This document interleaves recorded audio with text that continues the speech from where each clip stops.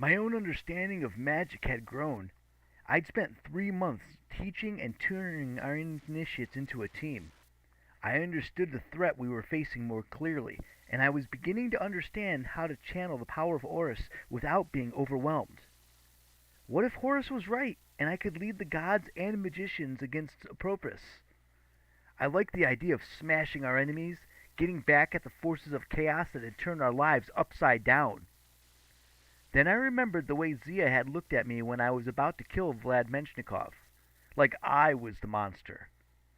I remembered what Desjardins had said about the bad old days when magicians fought magicians.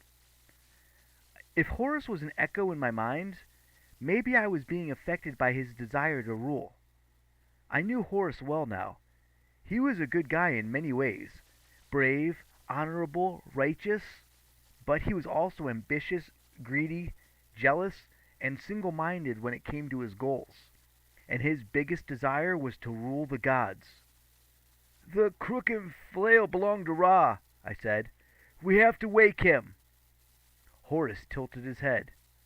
"Even though Apropos wants that to happen, even though Ra is weak and old, I warned you about the divisions between the gods. You saw how Nekbit and Bobby tried to take matters into his own hands. Their strife will only get worse. Chaos feeds on weak leaders, divided loyalties. That's what Vladimir Menshikov is after." The Hall of Ages trembled. Along either wall the curtain of purple light expanded. As the holographic scene widened, I could tell that the chair was a fiery throne, like the one Sadie had described in her vision of Ra's boat. Two shadowy figures were locked in combat, grappling like wrestlers, but I couldn't tell if they were trying to push each other into the chair or trying to keep each other out of it. "Did Menshikov really try to destroy the Book of Ra?" I asked. Horus's silver eye glinted. It always seemed a little brighter than his golden one, which made me feel disoriented, like the whole world was listening to one side. "Like most things Menshikov says, it was partial truth. He once believed as you do. He thought he could bring back Ra and restore Ma'at. He imagined himself as the high priest of a glorious new temple, even more powerful than his ancestors. In his pride, he thought he could reconstruct the Book of Ra from one scroll in his possession. He was wrong. Ra had taken great pains not to be awakened. The curses of the scroll burned Menshnikov's eyes.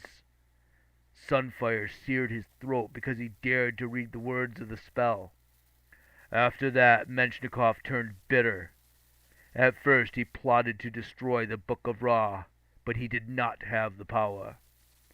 Then he hit upon a new plan. He would awaken Ra, but for revenge.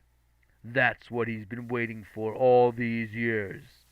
That's why he wants you to collect the scrolls and reconstruct the Book of Ra. Menshnikov wants to see the old gods swallowed by Apropos. He wants to see the world plunged into darkness and chaos. He is quite insane." "Oh, great response, I know. But what do you say with a story like that?"